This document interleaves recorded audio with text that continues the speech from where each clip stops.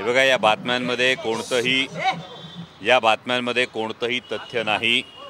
आदरणीय शरदचंद्रजी पवार साहेबांच्या नेतृत्वाखाली गेली 25 वर्ष राष्ट्रवादी काँग्रेस पक्ष महाराष्ट्राने स्वीकारलेला आहे। वर्षानुवर्ष आदरणीय पवार साहेबांचं नेतृत्व मान्य करून जनतेने राष्ट्रवादी काँग्रेस पक्षाला भरभरून मतदान केलेलं आहे। सत्तेची जी चावी आहे ती राष्ट्रवादी काँग्रेस पक्षाच्या हातात दिली, त्यामुळे अशी कोणतीही चर्चा झालेली नाही। उलट महाविकास आघाडी म्हणून, इंडिया आघाडी म्हणून आगामी निवडणुकांना कसं सामोरं जायचं या संदर्भात आदरणीय पवार साहेबांनी मार्गदर्शन केलं आणि जे निवडणूक आयोगामध्ये जो निर्णय झाला त्याच्या संदर्भामध्ये सुप्रीम कोर्टामध्ये काय घडामोडी होत आहेत या संदर्भात आदरणीय पवार साहेबांनी माहिती दिली। यामध्ये कुठेही सामील होण्यास, काँग्रेसमध्ये पक्षात सामील होण्याचा अशी कोणतीही चर्चा नाही झाली।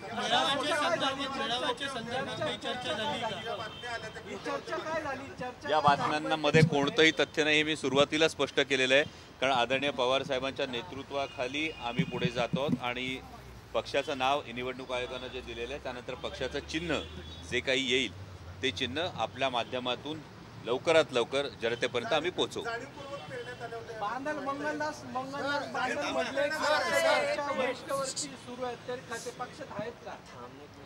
मला काहीच कल्पना नाही, अशा सोर्सेसपेक्षा मी बैठकीत होतो त्यामुळे मी तुम्हाला खरं सांगतो।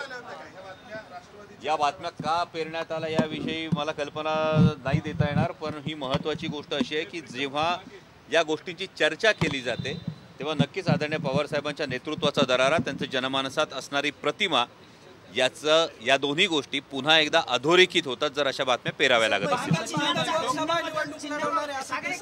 त्यांना माझ्या शुभेच्छा। हे लवकरच तुमच्या समोर येईल। माननीय सर्वोच्च न्यायालयामध्ये सुद्धा या संदर्भामध्ये आम्ही मूव्ह केलेलं आहे आणि लवकरच आम्हाला जे काही चिन्ह आहे यातले जे पर्याय आहेत हे पर्याय दिलेले आहेत, त्यातलं जे चिन्ह समोर येईल ते चिन्ह लवकरात लवकर तुमच्या समोर आणलं जाईल।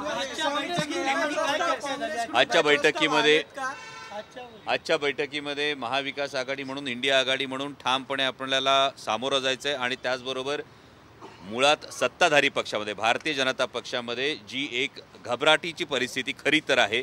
एकीकडे जरी 400 पार सांगितलं जात असलं तरी बिहारमध्ये जे घडलं, झारखंडमध्ये जे घडलं, नुकतंच महाराष्ट्रात जे घडलं, जर अबकी बार 400 पार असतं तर या पद्धतीनं पक्ष फोडण्याची, काही मुख्यमंत्र्यांना तुरुंगात टाकण्याची, काही पक्ष पळवण्याची ही गरज का पडली असती? ही साधी सरळ गोष्ट ही जनतेला पुरेपूर ठाऊक आणि ही जनतेपर्यंत पोहोचवणं ही आमची जबाबदारी असणार। काँग्रेसकडून चंद्रकांत हंडोरेंना उमेदवारी दिली, प्रभारी महाराष्ट्रात बसू नये, काही चर्चा झाली या संदर्भात? नाही, या संदर्भात कोणतीही चर्चा नव्हती।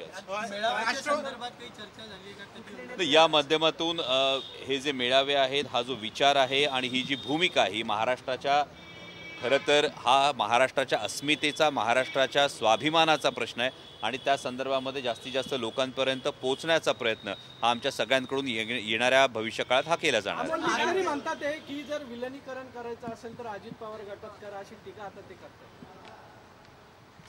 शुभेच्छा माझ्या त्यांना। किती जागा लढवायच्या लोकसभेच्या? यामध्ये आधीही आदरणीय पवार साहेबांनी सांगितलं की महाविकास आघाडीचं जे जागा वाटप आहे यामध्ये जवळपास 40 जागांवर एकमत झालेलं आहे आणि 8 जागांवर चर्चा सुरू आहे। याचं एकदा संपूर्ण वाटप झाल्यानंतर तेही चित्र आपल्या समोर येईल। दिल्लीच्या वेशीवर शेतकरी पोहोचले आहेत, हमीभावाचा कायदा करावा अशा पद्धतीची मागणी होताना दिसते। ही कालची मला वाटतं राहुलजी गांधी यांची घोषणा ही फार महत्त्वाची आहे आणि ज्या पद्धतीनं केंद्रातलं सरकार हे शेतकरी विरोधी सरकार असल्यासारखेच चेहरा हा वारंवार जो समोर येतोय, हा शेतकऱ्यांपासून लपून राहिलेला नाही।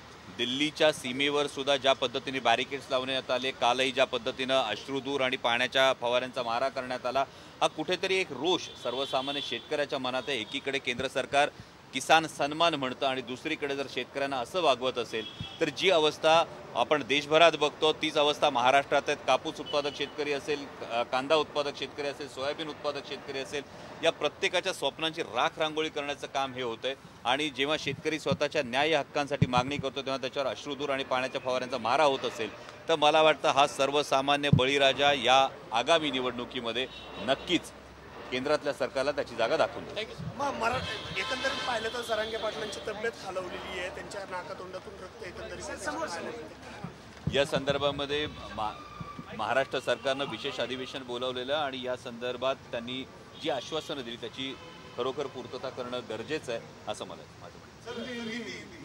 हां बोलिए. सुबह से एक खबर चल रही है बैठक जो बुलाई गई थी जी नहीं, आज की बैठक में इस विषय पे कोई भी चर्चा नहीं हुई है. मैं ये बात साफ तौर से कहना चाहता हूँ.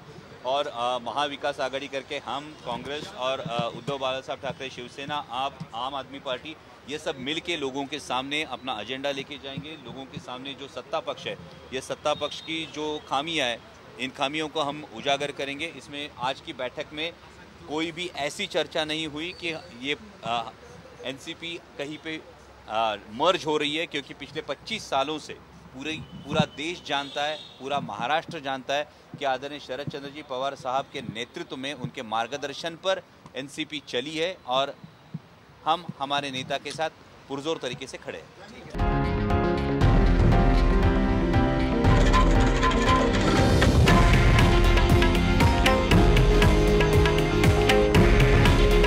हे आहे देशातील नंबर 1 न्यूज नेटवर्क आणि आपण पाहत आहात TV9 मराठी. काळजी तुमची, हित महाराष्ट्राचं.